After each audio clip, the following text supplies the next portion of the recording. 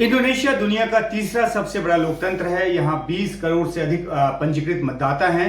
1990 में सैनिक तानाशाही के दौर से निकलने के बाद यहाँ छठी बार राष्ट्रपति चुनाव हो रहा है।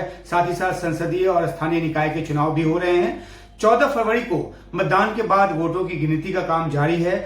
जो अनाधिकारिक नतीजे सामने आए हैं उसके आधार पर प्रबोवो सुबियांतो को राष्ट्रपति बनने की रेस में सबसे आगे बताया जा रहा है। सुबियांतो जो हैं वो सुहार्तो, जो राष्ट्रपति सुहार्तो थे, उनके कार्यकाल में सैनिक कमांडर रहे और फिलहाल इंडोनेशिया के रक्षा मंत्री हैं। उनके सामने दो पूर्व गवर्नर एनिज बसवेडन और गंजर प्रोनोवो जो है वो मैदान में हैं। और सुबियांतो के पीछे जो मौजूदा राष्ट्रपति जोकोवी हैं, उन्होंने भी अपनी पूरी ताकत लगा दी है, क्योंकि जोकोवी के सबसे बड़े बेटे जिब्रान राका बूमिंग राका सुबियांतो के साथ उपराष्ट्रपति बनने की कोशिश में हैं। सुबियांतो का इंडोनेशिया में अपना जनाधार तो है ही, साथ ही साथ राष्ट्रपति जोको विडोडो, जिनको कि जोकोवी के नाम से जाना जाता है, इस नाम से वो ज्यादा मशहूर हैं, वे खुद एक लोकप्रिय राष्ट्रपति रहे हैं और उनका समर्थन उनको हासिल है। जो जोकोवी हैं वो 2014 और 2019 के अपने 2 कार्यकाल को सफलतापूर्वक पूरा कर चुके हैं। संवैधानिक बाध्यता के चलते वो तीसरी बार चुनाव नहीं लड़ सकते, लिहाजा उन्होंने अपनी ताकत जो है वो सुबियांतो के पीछे झोंक दी है और इस ताकत के बूते, इस समर्थन के बूते सुबियांतो की जीत की पूरी संभावना जो है वो जताई जा रही है। सुबियांतो की जीत से जोकोवी के बेटे जिब्रान की जीत भी जुड़ी हुई है। चुनाव से पहले हुए तमाम ओपिनियन पोल में सुबियांतो और जिब्रान की जीत को तय बताया गया है। जो ओपिनियन पोल आया उसमें ये भी कहा गया कि पहले दौर के चुनाव में इन दोनों को 55 से 59% वोट शेयर जो है वो मिलेगा और इसके जरिए वो जीत जाएंगे। सुराकर्ता नामक जो शहर है, जो कि गंजार प्रोनोवो की party Indonesian democratic party of struggle का मजबूत गढ़ माना जाता है इस शहर को, वहां वोटों की गिनती के जो शुरुआती नतीजे आए उस आधार पर एडवांस इंडोनेशियन कोलिशन के सुबियांतो और जिब्रान को 53% जो वोट है वो मिला है, ऐसा बताया जा रहा है, ऐसी बात कही जा रही है। यानी कि प्रोनोवो के गढ़ में ही उनको सुबियांतो और जिब्रान से मात मिल रही है। तो ये एक बड़ा झटका है प्रोनोवो के लिए, जो कि राष्ट्रपति पद के दावेदार हैं। आशंका ये भी जताई जा रही है कि मौजूदा राष्ट्रपति जोको विडोडो जो हैं वो अपने बेटे जिब्रान के जरिए सत्ता पर पकड़ बनाए रखना चाहते हैं। ये उनकी राजनीतिक महत्वाकांक्षा है।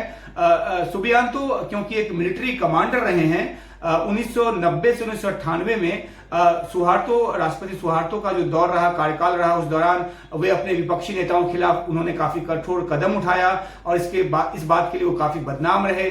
उनके कार्यकाल के दौरान सुबियांतो जो हैं वो और उनकी जो यूनिट है, फौज की यूनिट जो थी, उन पर दर्जनों ऐसे लोगों के अपहरण और उनको यातना देने का आरोप लगाया गया जो लोकतांत्रिक मूल्यों के खिलाफ उस समय लड़ाई लड़ रहे थे।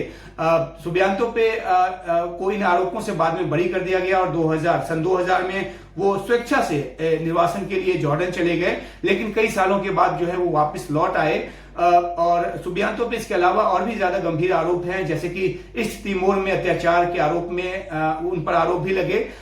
ईस्ट तिमोर बाद में उसने इंडोनेशिया से अपनी आजादी जो है वो हासिल कर ली। सुहार्तो का जो दूसरा कार्यकाल था राष्ट्रपति सुहार्तो का, उसका अंत जो है समय से पहले हुआ और इसके लिए भी सुबियांतो को जिम्मेदार माना गया, क्योंकि वो एक कठोर नीति को लेकर चलने वाले कमांडर के तौर पे जाने गए और उनके अत्याचार की वजह से जो एक नाराजगी है वो पैदा हुई।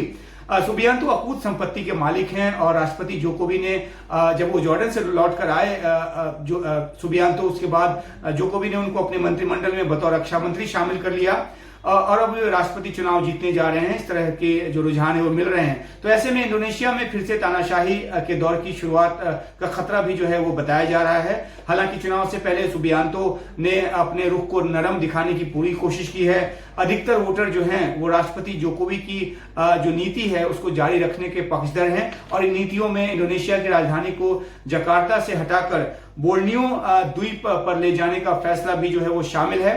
इंडोनेशिया में रोजगार एक बहुत बड़ा मुद्दा है और रोजगार जहां मुद्दा होता है तो जाहिर सी बात है कि वो युवाओं से जुड़ा होता है। सुबियांतो और जिब्रान की जोड़ी ने 1.5 करोड़ रोजगार और घर खरीदने के लिए आसान शर्तों पे कर्ज देने का वादा किया है।